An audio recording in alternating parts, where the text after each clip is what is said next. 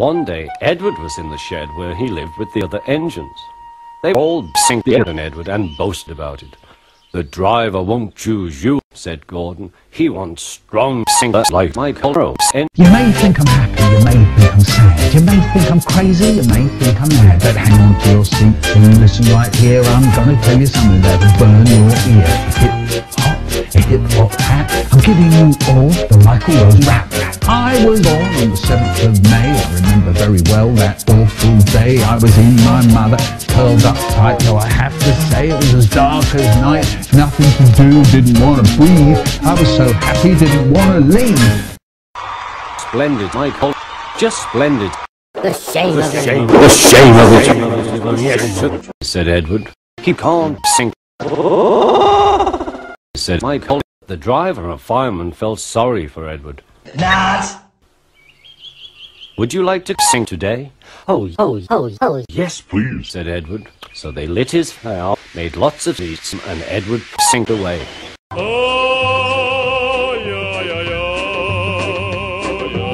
The other engines were very cross at Edward. "He's awful," said Gordon. But the coaches thought he was very good, and the driver was very pleased. "I'm going to sing again tomorrow," Edward told the other engines that night. "What do you think of that?" But he didn't hear what they thought, for he was so tired and happy that he fell asleep at once. That night. Next morning, Edward woke up to find just empty. He was boasting. "You watch me, little Edward," He said. "as I sing. Love me. That will be a splendid sight for you." Edward went off to kill just empty. Yes, said Edward.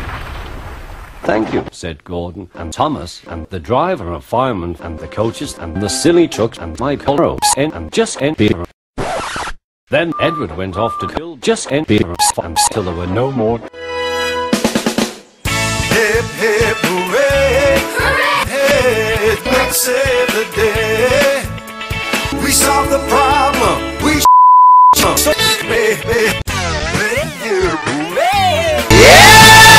That sucks.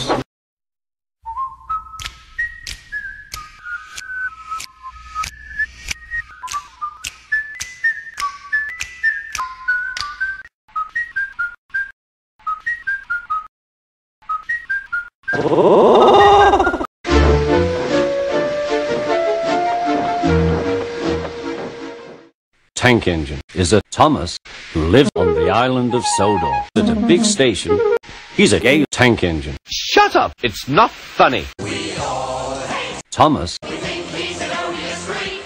We all hate. Thomas. Someone should put him to sleep. Thomas. Everyone say. Shut the fuck up! It's not funny. Thomas has got no right to push us around. Hey, Thomas, out! Hey, Thomas, out!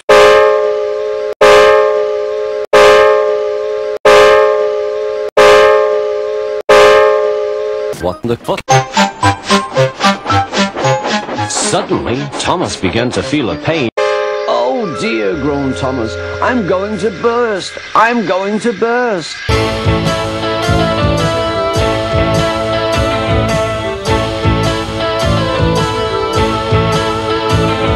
What the fuck? Look out for Thomas from Walt Disney Home Video. What the fuck? Shut up! It's not funny. We've already said. Watch out. Thomas is About. Watch out. Thomas is About you. Better watch out. 'Cause Thomas is about. Watch out. Thomas is About. Watch out. Thomas is About you. Better watch out. 'Cause Thomas is about. Watch out. Thomas is Shut the fuck up! No! It's funny. Oh, you touch my tra-la-la. My ding-ding-dong.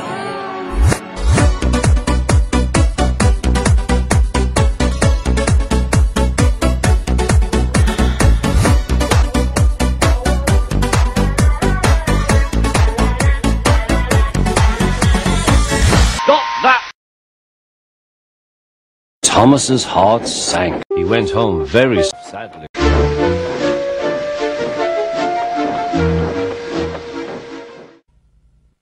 Watch out for Thomas from Disney Videos.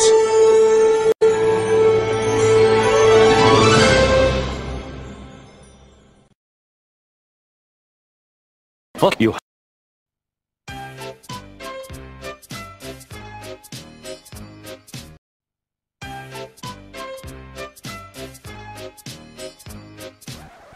No.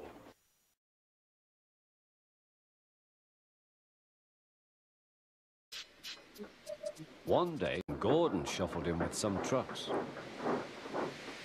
Phew! Phew! Did you see him straining? Did you see him straining? It's all your, it's all your, it's all your. Shut the fuck up! Then they tried pushing from the other end.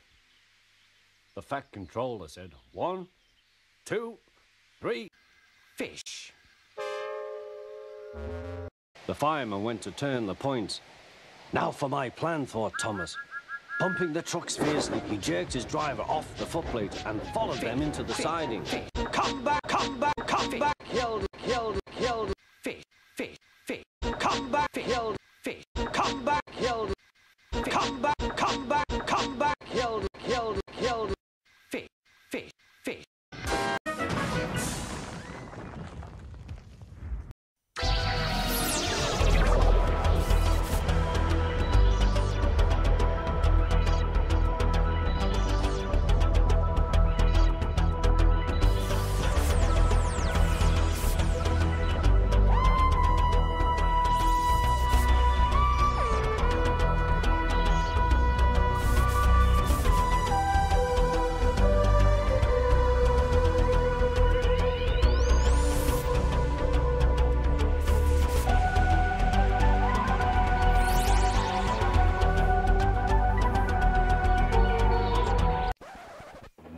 And his wheels trembled.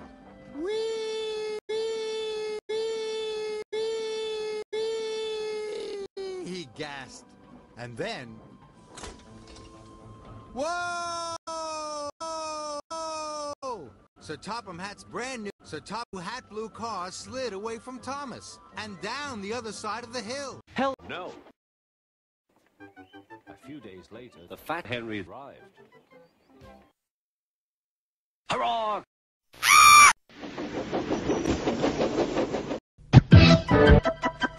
Freestyler, rock the microphone, carry on with the freestyler. I got the throw on and go on, you know I got the flow on. Select us on your radio, play us, cause we're friendly for ozone, but that's not us. Henry, James and Gordon were wanking. At last the Fat Controller arrived. I hope you are sorry, he said, and understand that you are not so important after all. We have a new wanker called Percy who helps pull coaches. He then told Percy, Edward and Thomas that they could go and play on the Wii for a few days. And they ran off happily. After a great deal of fucking, Percy was waiting for the signalman to set the point so that he could get back to the yard. He was eager to fuck it, but was being rather careless and not paying attention. Then he looked along the main line. Peep, peep! He whistled in horror, for rushing straight towards him was Gordon with the express.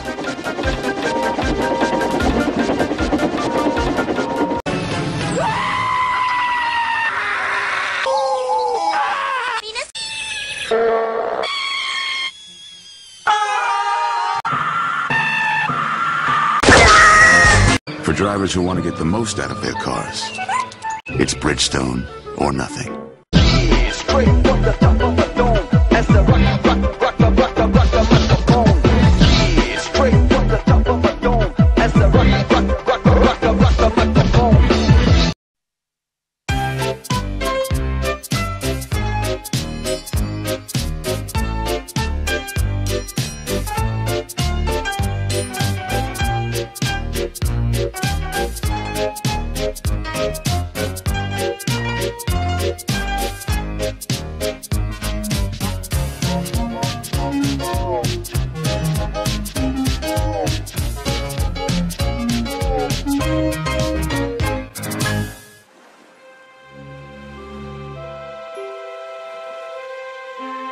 It was winter on the island of Sodor.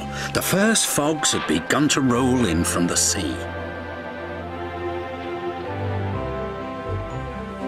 Thomas, Annie and Clara must be careful of rocks that sometimes roll onto the tracks.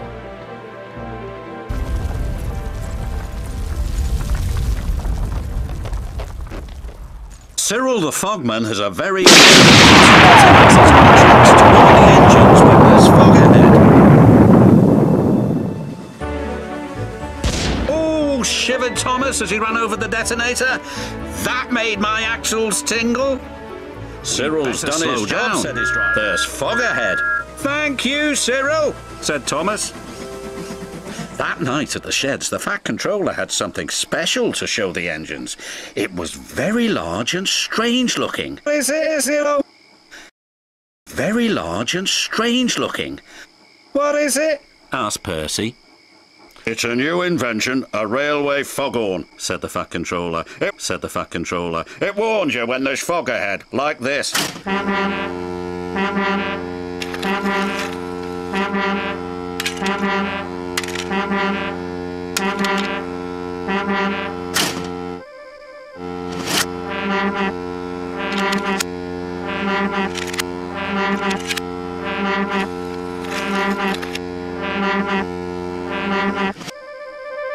That's loud, said Percy. Too loud.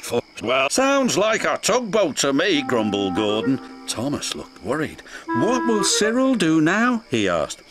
He will be getting a much-needed rest, said the Fat Controller. Besides, this new foghorn will be more reliable. Poor Cyril, whispered Thomas. He's been scrapped. The next day, Percy was cheerfully chuffing through Misty Valley when suddenly... Oh, bother! exclaimed Percy. That foghorn is so loud it rattles my dome, and it doesn't even make my axles tingle. Still, we'd better slow down, said his driver. There's fog ahead. The foghorn had been so loud that it made the hillside shake. No sooner was Percy out of sight when one rock fell, then another, and another.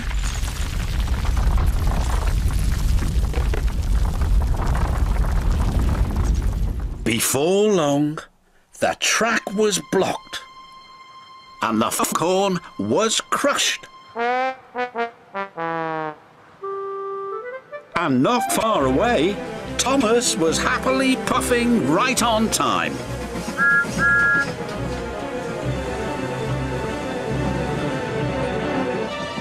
I can't see a thing, said Thomas. And then before he could even think of anything else... But my buffers, cried Thomas.